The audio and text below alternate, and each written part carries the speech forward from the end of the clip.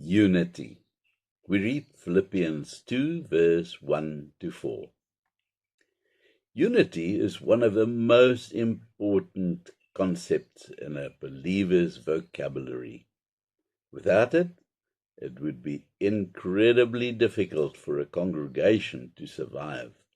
History has proven this time and again, with countless examples of congregations falling apart due to a lack of unity. It is truly heartbreaking. We can learn from nature about how unity works.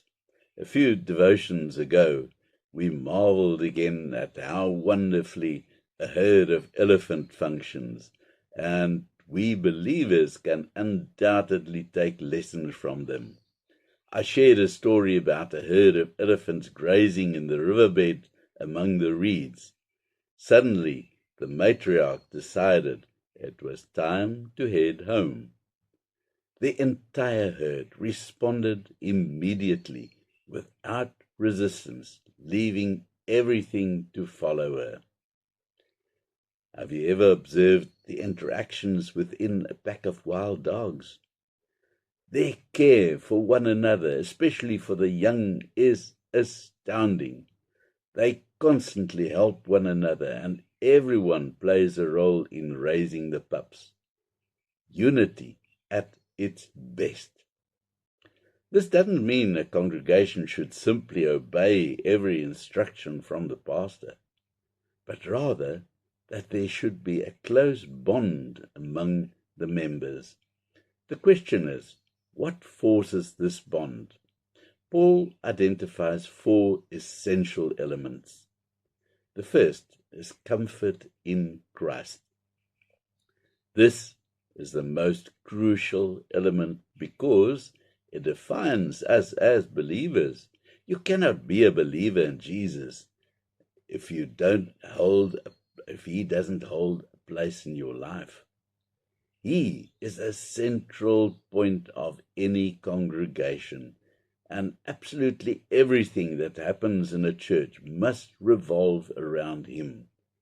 When other things become more important than Jesus, a congregation begins to fracture. When a particular doctrine, property, ideology, or similar issue dominates the agenda, it can create tension and division, shattering unity. Keep Jesus at the forefront, and unity can almost be guaranteed. The second is love. This can manifest in many ways, but it's vital to remember that it must be a love born from Christ and not just humanitarian goodwill.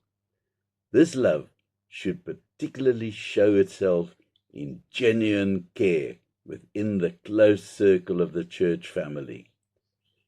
When believers truly love one another, there will be no gossip or slander, and members will genuinely care for one another's well-being.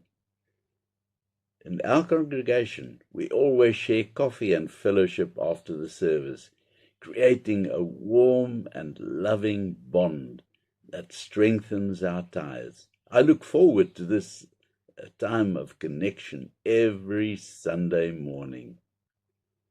Fellowship through the Spirit is our third. The Holy Spirit must play a prominent role in any believer's life.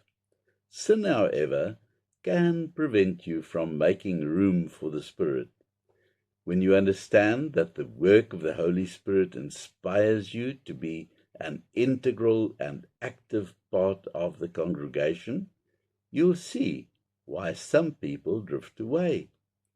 The more you commit to daily repentance, the more room you make for the Holy Spirit in your life, and the more you will experience true fellowship with other believers.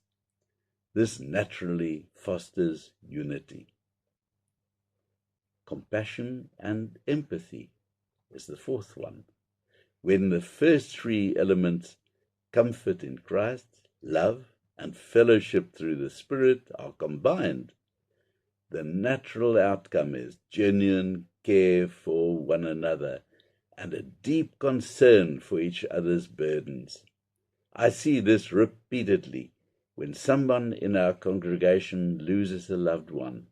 In no time, a group of people comes together and support that person, bringing meals to ease their burden, offering comfort and assistance. Sometimes simply being there to listen is enough.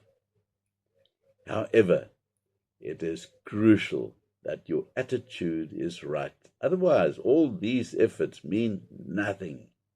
If you participate merely for recognition or out of a sense of obligation, you've entirely missed the point. This is about Christ, your fellow believers, and placing your own interests last. If you're seeking accolades, you're in the wrong place. You'll find that in politics and on the stage.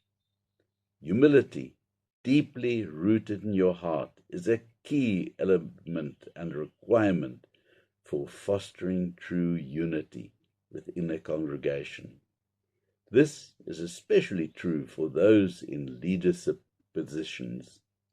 It's not easy. It requires tremendous self-denial to be a truly humble leader and not just a boss.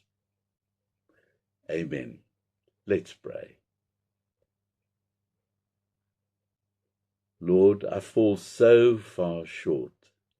Please grant me humility and true love and care in my heart.